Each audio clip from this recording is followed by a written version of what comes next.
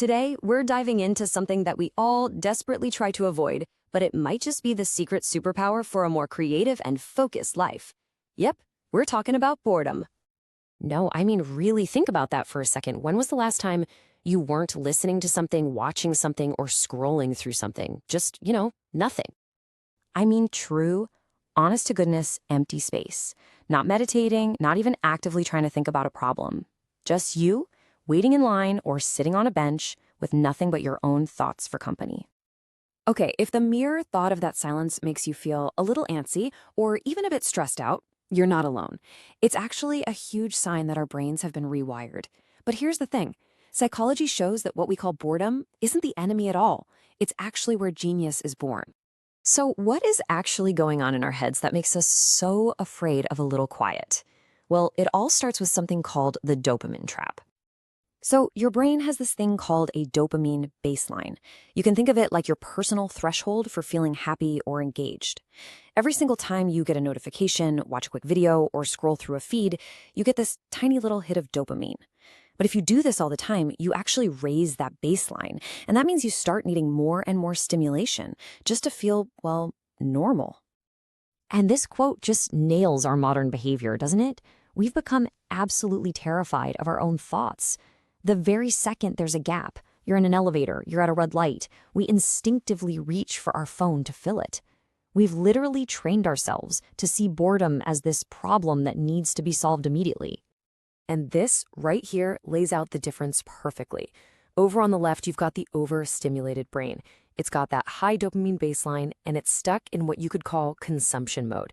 But now look at the right side, the bored brain. Its baseline is lower, and that creates the mental space needed for incubation. This is where your brain finally gets a chance to switch gears from just taking stuff in to actually creating something new.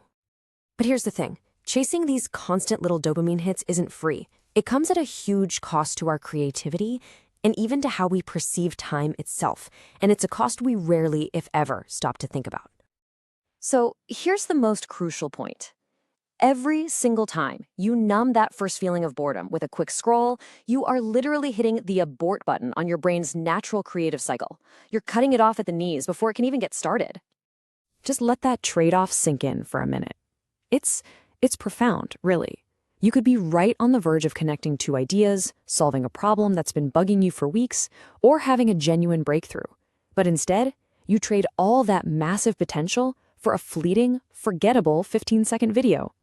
There's even a name for this feeling. It's called time dilution. Think about it. Can you remember what you scrolled past on social media yesterday or the day before that? Probably not. When our days are just filled with these constant, low-value distractions, our brain doesn't bother to form strong, distinct memories. And so the weeks just blur together, making life feel like it's speeding by and feel a lot less meaningful. Okay, so that's the problem. But what's the solution? Well, it turns out the answer lies in understanding this incredible creative engine that's already hiding inside your brain, just waiting for a moment of quiet to finally turn on. Everybody, meet your default mode network, or DMN for short. Neuroscientists have discovered this is a really powerful network in your brain that only lights up when you're not focused on a task. So when you're daydreaming or just letting your mind wander, that is the DMN getting to work, connecting random ideas and even planning for your future. And when that DMN finally gets to do its thing, it kicks off something called the incubation effect. This is the magic that happens when you step away from a problem. Your unconscious mind just keeps chewing on it in the background, and then, bam, seemingly out of nowhere, the solution just appears. And this is the perfect everyday example, right? The shower is one of the last places on Earth where we're truly alone with our thoughts, totally free from digital input. It's like a forced boredom zone, and it is absolutely no coincidence that that's where so many of us have our big aha moments. So, how can we intentionally create more of these moments? Let's walk through a super simple way to start resetting your brain. We're going to try a little experiment, something called a pattern interrupt. It's incredibly simple, but trust me, it's also incredibly revealing. I really want you to actually do this with me. In just a moment, pause this explainer, look away from your screen for just 10 seconds, and pay attention to what your brain does. Notice that urge to look back or to grab your phone. Go ahead, pause right now. Okay, welcome back. Did you feel it? that almost physical pull to do something, that little internal twitch for some stimulation, that feeling right there, that is the dopamine trap in action. And just recognizing it is the very first step to escaping it. So, if you want to take this a step further, here's a simple protocol for a 24-hour reset. Just pick one day. Cut out all the non-essential stuff, no scrolling, no random videos, no podcasts. Now, the goal here isn't to be productive. The goal is to lower your dopamine tolerance by just allowing for space. Just let boredom happen. So what's waiting on the other side of all this discomfort? I mean, what's the ultimate reward for reclaiming boredom? Well, the true result is way more profound than just a better attention span. It's about experiencing your own life with more clarity, more vibrancy.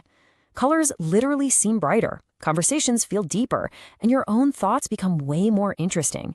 It's like switching your life from blurry standard definition to crisp, clear high def. So let's totally reframe this. The next time you feel that familiar itch of boredom, I want you to recognize it for what it really is. It is not an empty space that you need to fill.